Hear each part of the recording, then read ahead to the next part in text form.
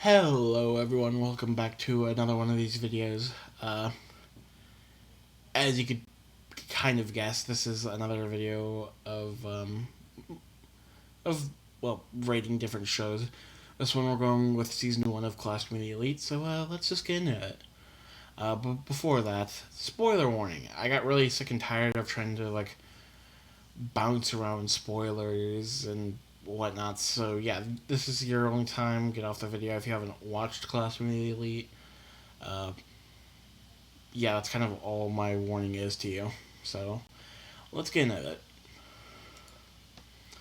The plot. Ayanokoji is a new student at the Advanced Nurturing High School.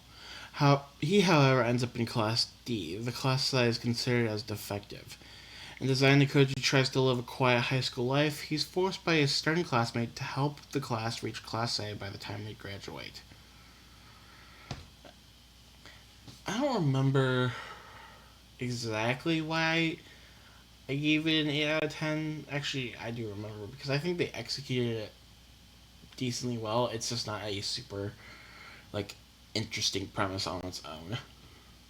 Not until later in the series, anyway.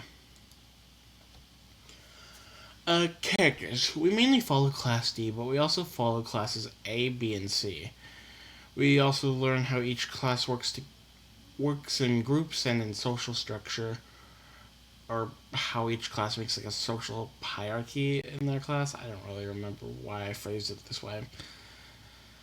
We also see how some characters grow by confronting their flaws and realizing that they are wrong. However, we also see some characters plotting behind the scenes to achieve their own goal, which kind of creates a nice, stark difference between some people who are growing from their flaws and others that are more leaning towards what they're good at.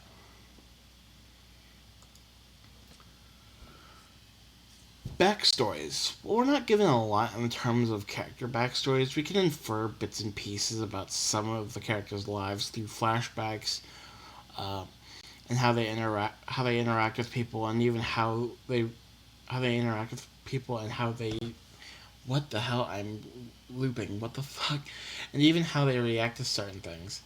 This helps build an image of the character in your head about what their motives are, while still keeping their real goals hidden. Because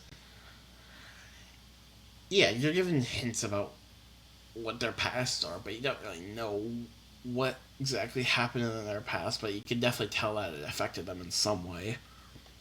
So, well, we're not. Yeah, as I said before, we're not given a lot of information, so it's gonna be kind of a lower rating in my opinion. Planning and manipulating. Throughout season 1, we see time and time again you can buy anything. I put it in parentheses because, well, there are some things, but with private points, this clause in the rule helps out throughout the story, not just in season 1, but in other seasons and even parts that aren't animated yet. We also see near the end of season 1 how some classes try to sneak around and gather information about the other classes.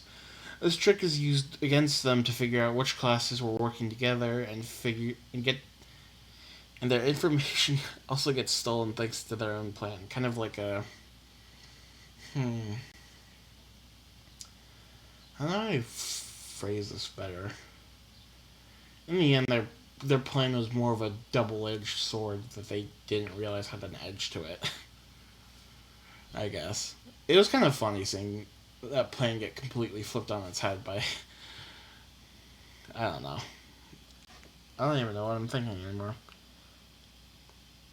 I'm just tired.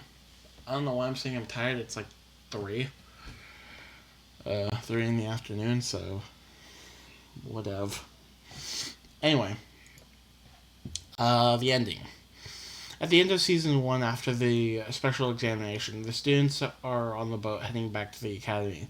On the way back, we see Horikita confront ayanokoji about how he told the class that Horikita is the one who came up with a plan to win the special examination.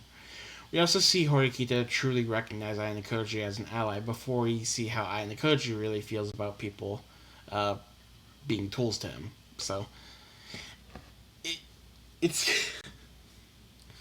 it's funny because season one had some really good growth for Horikita's character as a leader, going forward into the series, and we actually see how ayanokoji really feels about what he's doing in the class and how he sees people in general.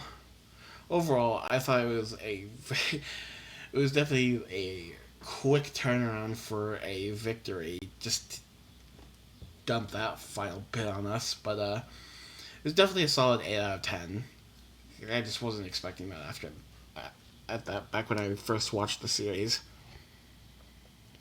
Um, Overall, if you're interested in a school set hierarchy with each group competing against one another to reach the top with sabotages and psychological aspects, then I'd suggest you watch the series. Overall, I have all uh, the overall ranking is an 8.2 out of 10. So it's definitely not the best series by far, but it is definitely one of my personal favorites. But uh, I think it was pretty good. I hope you do enjoy this video, and I'll be uploading another one very shortly. I guess by the time maybe you guys are watching it, the second one will be out.